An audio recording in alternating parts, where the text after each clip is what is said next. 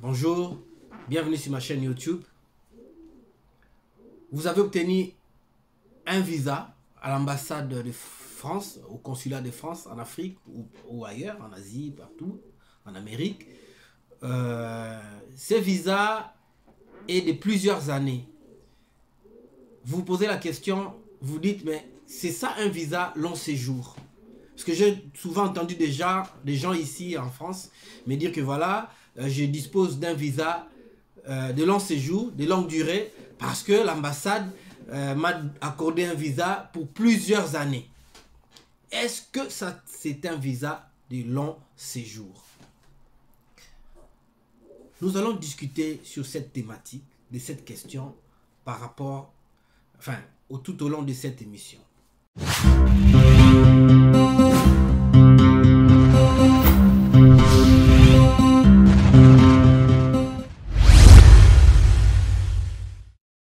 Qu'est-ce qu'un visa?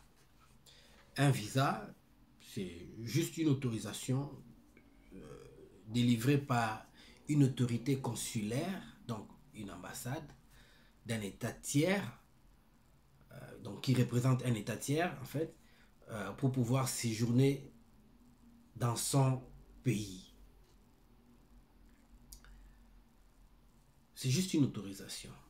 Mais en ce qui concerne la France, tout au long de cette émission, je vais vous expliquer quelles sont les catégories de visas qui existent en France. Sachez qu'en France, il existe deux catégories de visas. La première catégorie, c'est un visa de type C. Ça s'appelle visa C. C'est ce qu'on appelle visa court séjour ou visa visiteur. D'accord? Ou visa, si vous voulez, visa touristique. Visa court séjour, visa visiteur. Pas tellement visiteur, hein? Visiteur, on risque de confondre avec, parce qu'il y a un visa visiteur qui existe de longue durée, hein? Parce que là, je ne vais pas en parler. Donc, sachez qu'il existe deux catégories de visas. Visa C, c'est un visa court séjour ou visa touristique. Voilà. Donc, c'est ça qu'on peut retenir. Et à côté du visa C, il y a ce qu'on appelle un visa D. Visa D, c'est un visa de longue durée. Visa de longue durée. Alors, c'est quoi la différence entre les deux types de visas? Parce que je vais rentrer en profondeur surtout par rapport au visa D, parce qu'il y a beaucoup de sous-catégories, n'est-ce pas, de ces visas. Alors, donc, par rapport à ces visas, je dis le visa C déjà, ou si vous voulez, par rapport aux deux catégories de visas, la différence se trouve en termes du nombre, de la durée des séjours en fait. Donc la différence se trouve au niveau de la durée des séjours. Sachez que pour les visas des catégories C, donc visa touristique, les demandeurs ou les bénéficiaires n'est pas autorisé à effectuer plus de 3 mois sur le territoire français.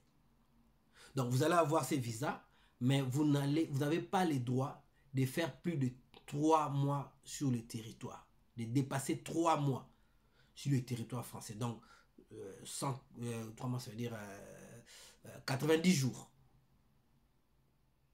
Voyez-vous? Alors que dans les visas D, visa longue durée, on peut dépasser les 90 jours. Donc on peut faire plus de 3 mois. Mais attention, si vous avez reçu un visa de 3 ans, de 2 ans ou de 5 ans, cela ne veut pas dire que vous avez un visa long séjour. Pourquoi?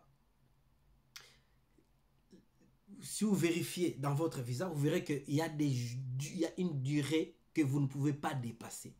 Bien que vous ayez un visa de 5 ans, ou de 3 ans, ou je sais pas moi, de 2 ans, ou 1 an, vous verrez que vous ne pourriez pas dépasser 90 jours par an. Voyez-vous? Donc, vous ne pouvez pas dépasser 90 jours en France par an. Donc, c'est là, en fait, la petite différence qu'il y a entre ces visas-là et les visas longue durée ou long séjour. Donc, désormais, sachez que si vous avez reçu un visa Schengen, je ne sais pas moi quoi, on vous a donné 5 ans. Ce n'est pas un visa long séjour. Ce n'est pas un visa longue durée. C'est un visa de catégorie C. Un visa touristique. Alors, je vais maintenant rentrer dans la deuxième catégorie des visas, donc visa D. Parce que là, comme j'ai dit, il y a plusieurs sous-sections, il y a plusieurs branchements par rapport à ces types de visas. Déjà, il faut dire que l'objectif de mon émission aujourd'hui, ce n'est pas de vous donner les conditions pour pouvoir obtenir un visa. Là, ce n'est pas l'objectif aujourd'hui, là, ce n'est pas le sujet. Alors, la deuxième catégorie de visas, c'est les visas catégorie D. Donc, visa longue durée. Dans les visas longue durée, il y a plusieurs sous-catégories. La première sous-catégorie du visa longue durée, c'est les visas long séjour valant titre de séjour. Ça s'appelle VLS-TS. Donc, visa long séjour valant titre de séjour. Deuxième sous-catégorie, je vais les expliquer après. Hein. Quelle est la différence entre quelle est la différence entre ces sous-catégories de visas en fait. Deuxième sous-catégorie, c'est les visas long séjour, mention titre de séjour à solliciter dans les 2 mois suivant l'entrée en France. Ok? Donc, visa long séjour, mention titre de séjour à solliciter dans les 2 mois suivant l'entrée en France.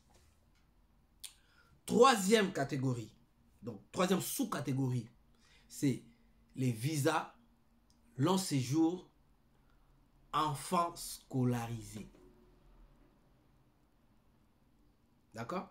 Visa long séjour enfants scolarisés. La dernière catégorie, c'est les visas long séjour temporaires. Bizarre, n'est-ce pas? Visa long séjour temporaire. Donc, nous allons maintenant discuter, parler de ces différents... je vais parler rapidement parce qu'on n'a pas assez de temps. Là, j'ai dépassé beaucoup de temps. Alors, première catégorie, première sous-catégorie, visa long séjour valant titre de séjour. C'est quoi un visa long séjour valant titre de séjour, donc, ou VLS-TS? C'est un visa qui est délivré à des personnes qui ont un certain attachement sur le territoire français. Notamment, par exemple, des personnes qui viennent en regroupement familial. Ok? Une femme ou un homme qui vient rejoindre son conjoint. Ou une famille, ou des enfants qui viennent rejoindre leurs parents. Ok? Ça, c'est les visas long séjour valant titre de séjour. Ça peut aussi être délivré à des conjoints français en dehors du regroupement familial. Hein. Conjoints français. Donc, voilà. Ça peut aussi être délivré à des personnes bénéficiant du titre de séjour ou potentiellement qui peuvent bénéficier du titre de séjour passeport talent. Ça peut aussi être délivré aux personnes qui viennent en France dans le cadre du travail, donc pour un titre de séjour salarié, qu'on appelle salarié en mission ou étranger en mission. Ça peut aussi être délivré. Donc vraiment, il y a beaucoup de sous-autres catégories. Enfin, il y a beaucoup de bénéficiaires par rapport à ces titres de séjour-là. Alors, donc là, ici, la différence est que quand vous avez ces visas, vous arrivez en France, vous n'avez pas besoin de demander un titre de séjour. Directement, ces visas, vos titres de séjour. D'accord? Ces visas-là, ils vos titres de séjour. Tout ce qui vous est demandé, c'est de les valider. Quand vous arrivez en France, vous les validez. Comment les valider? Ça se fait même en ligne. Hein? En ligne, vous allez rentrer sur Internet, il y a un site là, ANEF, vous introduisez les numéros du visa, tac, tac, je suis déjà là, tout ça, et voilà. Vous donnez votre identité, hop, et vous validez, point, c'est fini. Donc le visa est validé. Vous pouvez rester avec pendant 1 an. Alors, la seule différence, la seule question ici, c'est que si vous voulez, au terme de ces séjours, donc au terme de 1 an, il faudrait maintenant continuer à séjourner en France, n'est-ce pas? Si vous voulez continuer à séjourner en France, vous allez maintenant vous approcher de la préfecture pour solliciter les renouvellements des titres de séjour. Vous voyez? C'était un renouvellement parce que ces visas-là étaient déjà en réalité un titre de séjour pour vous. Donc, c'était votre premier titre de séjour. Vous allez demander un renouvellement. Les conditions, ben, ça ne fait pas l'objet de cette émission. Les conditions, généralement, c'est les conditions qui ont prévalu à l'obtention de ces visas. Donc, si c'était pour le travail, vous allez prouver que vous travaillez déjà dans cette entreprise. Et voilà, voilà. Si c'était pour rejoindre votre famille, votre mari, ben, vous allez prouver que vous vivez toujours avec lui et tout. Vous pouvez, voilà. Donc, ainsi de suite. Alors, deuxième sous-catégorie, visa long séjour, titre de séjour à solliciter dans les 2 mois suivant l'entrée. À qui il est destiné? Eh bien, c'est un visa qui est destiné, par exemple, aux ascendants des Français. Donc, vous êtes père d'un Français. Ça s'appelle ascendant en charge, hein, j'insiste bien. Donc, vous êtes père d'un Français ou mère d'un Français ou d'une Française. Il est ici, il est en France et vous estimez que vous voulez aller les rejoindre, donc rejoindre votre enfant pour vivre avec lui, à ses côtés et tout. Donc, vous pouvez bénéficier de ces visas. Mais c'est un visa long séjour, mais il n'est pas, ça ne vous exonère pas d'un titre de séjour. La différence ici, c'est que dès que vous arrivez en France, vous devez, dans les 2 mois, ok, vous devez, dans les 2 mois, solliciter la délivrance d'un titre de séjour. Voilà la différence avec parmi les personnes bénéficiaires de ces visas. On peut aussi retrouver les parents d'enfants français. Donc, si vous avez un enfant qui est français et que vous êtes à l'étranger, vous pouvez aussi, normalement, vous pouvez aussi prétendre à ces visas. Vous pouvez aussi avoir droit à ces visas. Mais il y a des conditions, hein, parce que j'ai eu une fois au téléphone des gens qui m'appellent, me disent, voilà, je suis parent d'enfant français et mon enfant est là-bas. Donc, c'est pas donné, hein, donc il y a des conditions plus ou moins dures. Mais ça ne fait pas l'objet de cette émission, je n'irai pas en parler, ok? Donc, à part les parents d'enfants français, il y a aussi les personnes bénéficiant d'une rente en France ou d'un accident temporaire, d'un accident professionnel et tout et tout. Donc, si vous êtes bénéficiaire d'une rente en France ou d'un accident et que vous vous retrouvez à l'étranger, vous pouvez solliciter ces visas. Il y a aussi les enfants majeurs. Les enfants majeurs, donc les jeunes majeurs, enfants des Français. C'est-à-dire, si vous avez un enfant qui a déjà, par exemple, 18 ans ou 19 ans, qui se retrouve à l'étranger, mais dont les parents sont français, 18 ans, 19 ans, c'est jusqu'à 21 ans, dont les parents sont français, peuvent bénéficier de ces visas. Ok, peuvent solliciter ces visas. Alors, nous allons rentrer maintenant dans la troisième, dans la quatrième sous-catégorie, c'est les visas pour enfants scolarisés en France. D'accord? Ça vous paraît bizarre, hein? C'est un visa que les gens ne connaissent pas. C'est-à-dire que les étrangers, bien que séjournant à l'étranger, vous pouvez vous décider de faire scolariser votre enfant en France. Donc, c'est votre droit, hein? C'est votre liberté. Si vous estimez que vous en avez le moyen et que voilà, vous faites la demande d'inscription en France, si c'est accordé, généralement c'est les écoles privées, hein, les enseignements privés, si c'est accordé, et que vous remplissez toutes les conditions, notamment par rapport à la prise en charge, par rapport à, généralement c'est des internats aussi, hein, donc tout ça, et bien, votre enfant peut bénéficier de ces visas. La différence ici, c'est que euh, euh, ce sera un visa juste pour 11 mois. 11 mois renouvelable, bien sûr, hein, c'est suivant sa scolarité. Mais en tout cas, c'est pour 11 mois. Parce qu'on estime qu'après 11 mois, il doit encore renouveler si les études continuent. Voyez-vous? Mais ici, l'enfant n'a pas un titre de séjour. Il n'aura pas un titre, ça sera que ce visa-là. Voyez-vous? Donc, l'enfant n'aura pas un titre de séjour.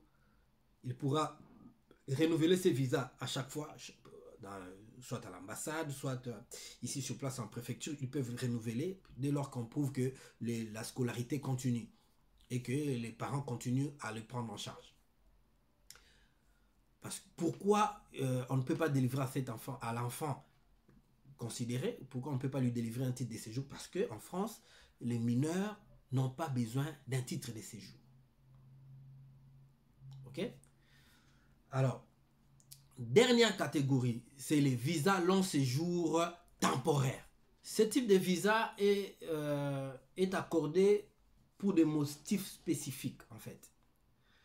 Les premiers motifs, ça peut être un motif de formation professionnelle, par exemple. Ce type de visa n'est accordé que pour des motifs spécifiques. Il est accordé pour une durée qui va de 4 à 12 mois.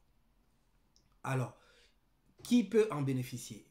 C'est suivant des motifs. Le premier motif peut être un motif familial. C'est-à-dire une visite familiale ordinaire. Vous voulez rendre visite à votre soeur ou à votre parent ou à votre qui n'est pas forcément français, hein, et que vous estimez que le séjour va aller sera plus ou moins long, vous pouvez les solliciter. Hein. Je dis, il va de 4 à 12 mois.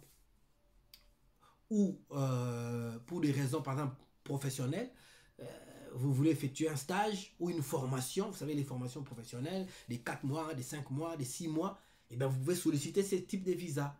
Visa long séjour temporaire. Ça peut aussi être demandé pour des activités artistiques, par exemple, pour des artistes. Hein, je donne l'exemple des musiciens qui veulent faire une tournée en France pour livrer des concerts.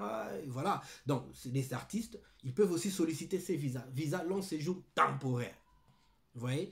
Donc, la différence, enfin, ici, la différence, c'est que la particularité, je voulais dire, c'est que il ne vous donne pas les droits d'avoir un titre de séjour parce que vous n'en avez pas besoin. C'est juste pour une durée limitée. Vous n'avez pas besoin d'un titre de séjour et vous êtes aussi exempté des formalités d'enregistrement auprès de l'OFI. Vous n'avez pas besoin de vous enregistrer auprès de l'OFI. Donc, vous avez ces visas qui vous permettent de séjourner pendant un long séjour en France. Voilà ce que j'avais à vous partager par rapport à ces visas. Déjà, ce que je vous demanderai, c'est de vous abonner et surtout d'appuyer, de liker cette émission si vous avez aimé. J'ai remarqué que beaucoup de gens passent leur temps à suivre les émissions. Ils trouvent que c'est intéressant, mais ils n'ont pas les minimums de politesse, ne serait-ce que de nous encourager avec un like ou de s'abonner pour nous encourager. Si vous estimez que ça vous intéresse, mais abonnez-vous, comme ça nous donne, ça nous motive en fait, ça nous motive davantage pour pouvoir continuer à vous livrer ce type d'émission. Donc je vous dis merci et surtout n'oubliez pas de partager à vos connaissances. Au revoir.